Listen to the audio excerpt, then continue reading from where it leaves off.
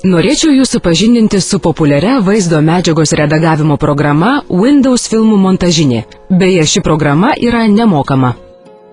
Susipažinkime su pagrindiniais Windows filmų montažinės įrankiais.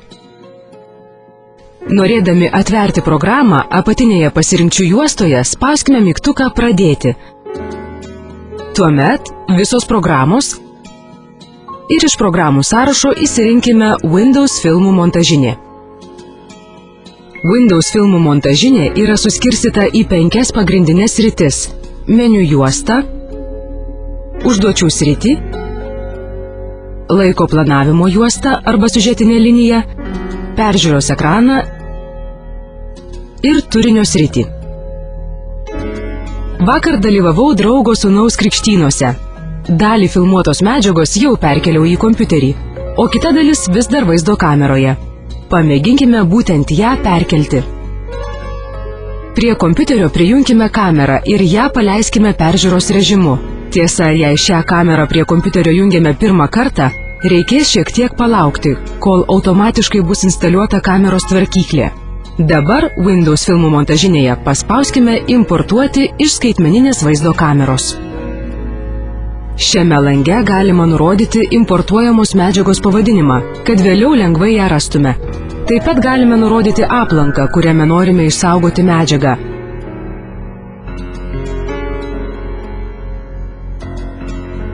Nurodę spauskime Pirmyn. Čia pasirinkime, ar į kompiuterį norime importuoti visą vaizdajuostę, ar tik vaizdajuostės dalis. Pasirinkę, spauskime Pirmyn. Naudodami skaitmeninės vaizdo kameros valdiklius, galime nustatyti vaizdajuostės dalį, kurią importuosime. Čia pažymėję varnelę, galime nustatyti, po kiek laiko norime sustabdyti importavimą. Norėdami pradėti vaizdo įrašo importavimą, spaudžiame šį mygtuką.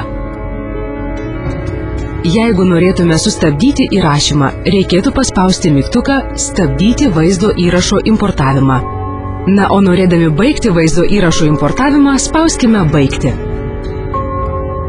Štai turinio srityje matome iš kameros perkeltą vaizdo įrašą. O dabar į programą įkelkime kitą dalį krikštynų medžiagos, kurią turiu išsaugojusi kompiuteryje. Taigi, užduočių srityje paspauskime Vaizdo įrašai. Pasirinkime vaizdo įrašo failą, kurį norime įkelti.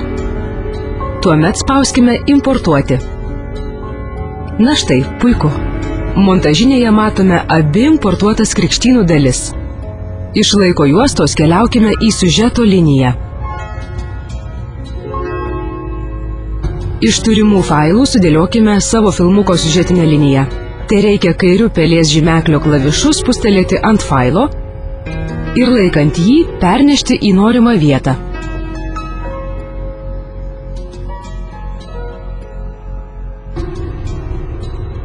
Jei esame patenkinti siužetinę liniją, klaviatūroje paspauskime mygtuką Ctrl ir laikydami jį kairiu pelės klavišu pažymėkime visas būsimo filmuko dalis. Tada monitoriuje paspauskime mygtuką Leisti. Pamatysime, kaip sukurtos siužetinės linijos dalys dera viena su kita. Žiūrėdami galime suplanuoti, kaip montuosime visą medžiagą. Taigi, nieko nelaukę, sumontuokime filmuką. Jeigu norime pašalinti nereikalingą vaizdo medžiagą, galime ją lengvai iškirpti. Paspauskime mygtuką Siužetinė linija, tuomet pasirinkime Laiko planavimo juostą. Dabar vaizdo juostoje matome visus klipus suskirstytus pagal laiką. Pažymėkime norimą klipą ir paslinkime žymeklį į norimą vietą. Pavyzdžiui, nuo kurios norime, kad prasidėtų mūsų kuriamas klipas.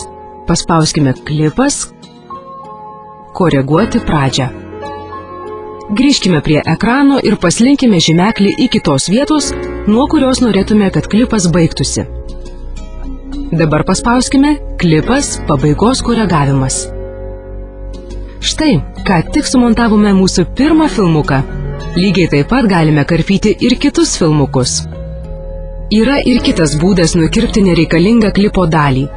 Paspauskime ir laikydami žymeklį tempkime klipą iki norimos vietos. Taip nukirpsime nereikalingą klipo dalį. Ta patį veiksmą galima atlikti ne tik su klipo pradžia, bet ir su pabaiga.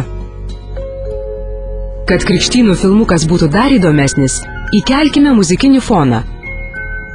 Užduočių srityje paspauskime garso įrašai ar muziką. Pasirinkime garso failą, kurį norėtume girdėti filmuke. Tada paspauskime importuoti. Pasirinktas garso failas automatiškai atsiranda turinio srityje.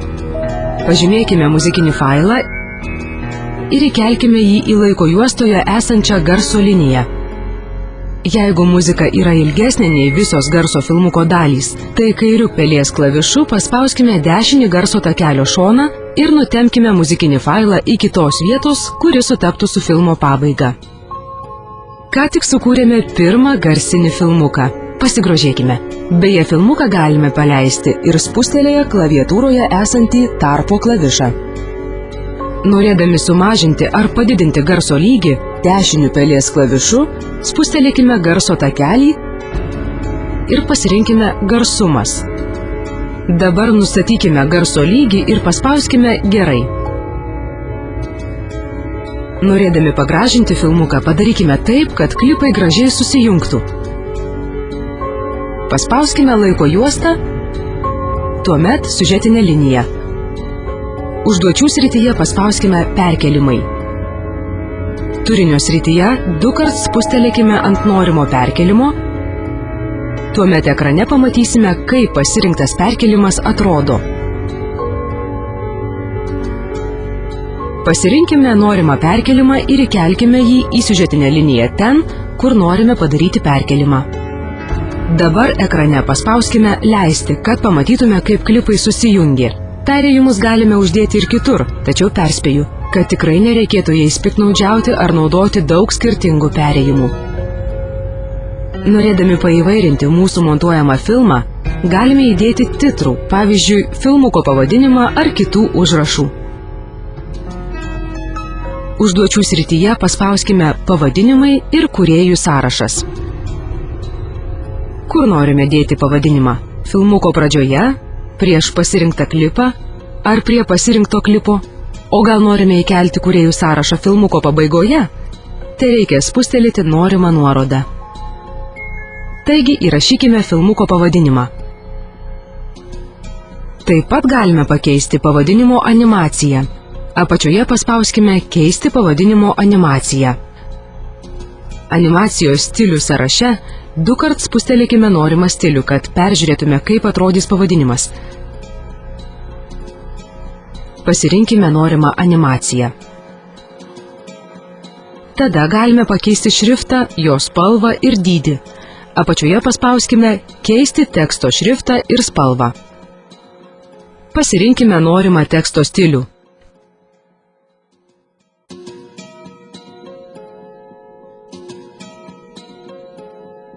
Jeigu jau baigėme kurti pavadinimą, paspauskime pridėti pavadinimą. Štai matome, filmuko pradžioje atsirado pavadinimas. Kiekvienam filmukui galime uždėti įvairių įdomių efektų, kurie pagražins ar net pakeis mūsų filmą. Užduočių srityje paspauskime nuorodą efektai. Turinio srityje 2 kart spustelėkime norimą efektą ir iškart ekrane pamatysime, kaip tas efektas atrodo. Iš gausybės galime pasirinkti efektą filmo amžius, sukimo efektą, judėjimo efektą ir daugybę kitų. Taigi pasirinkime norimą ir siužetinėje linijoje įkelkime jį į klipą.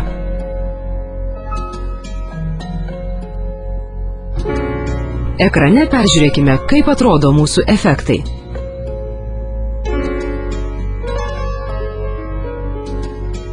Dabar išmoksime, kaip su visu pasauliu dalintis sukurtu filmu. Pirmiausia, išsaugokime filmą kompiuteryje. Jeigu pasirinktume nuorodą įrašyti projektą, mūsų kūrimo projektas būtų išsaugotas, tačiau jį galėtume atidaryti tik su Windows filmų montažine. Taigi mūsų filmas būtų neišsaugotas, išliktų tik montažo eiga, efektai, kuriuos mes ateityje galėtume keisti. Norėdami išsaugoti ir publikuoti naujai sumontuotą filmą, kompiuteryje spustelėkime Failas, publikuoti filmą. Filmą norime publikuoti savo kompiuteryje, taigi spustelėkime Šis kompiuteris Tuomet pirmyn. Laukelyje failo vardas įrašykime filmo pavadinimą. Tuomet spauskime pirmyn. Šiame lange galime pasirinkti filmo parametrus. Štai apačioje matome esamus filmuko parametrus. Jeigu jie netinka, galime juos keisti. Jei paliekate originalius parametrus arba juos keičiate, nepamirškite spustelėti publikuoti. Luktelėkime ir spauskime baigti. Išsaugotas filmas atsiras nurodytame kataloge. Norėdami išsiųsti filmą elektroniniu paštu draugams, užduočių srityje paspauskime L.paštas. Programa automatiškai sukurs ir priseks filmuką prie laiško. Aišku, jei turima pašto programa yra tinkamai sukonfigūruota. Spauskime pridėti filmą. Telieka įrašyti draugo elektroninio pašto adresą, laiško pavadinimą ir spausti siųsti. Norėdami įrašyti filmą į kompaktinį diską, pirmiausia įdėkime tuščią kompaktinį diską į diskų skaitytuvą ir užduočių srityje pasirinkime įrašomasis kompaktinis diskas. Įrašykime failo pavadinimą. Taip pat galime įrašyti kompaktinio disko pavadinimą. Dabar telieka paspausti pirmyn. Pasirinkime filmo parametrus. Pavyzdžiui, aš renkuosi rekomenduojamus parametrus, kad jei prireiktų, galėčiau glaudinti failą. Tada spustelėkime publikuoti. Tek šiek tiek palaukti. Kai filmas bus įrašytas, paspauskime baigti. Jeigu norime filmą įrašyti į dar vieną kompaktinį diską, pažymėkime varnelę, įrašykite šį filmą į kitą įrašomą diską ir spauskime pirmyn. Jeigu norime su visu pasauliu pasidalinti filmu, siūlau jį publikuoti internete. Pavyzdžiui, svetainėje www.youtube.com. Taip pat galime publikuoti svetainėje www.vimeo.com. Kaip matote, Windows filmų montažinėje galime profesionaliai ir pakankamai lengvai montuoti filmus. Taigi kurkime ir dalinkimės.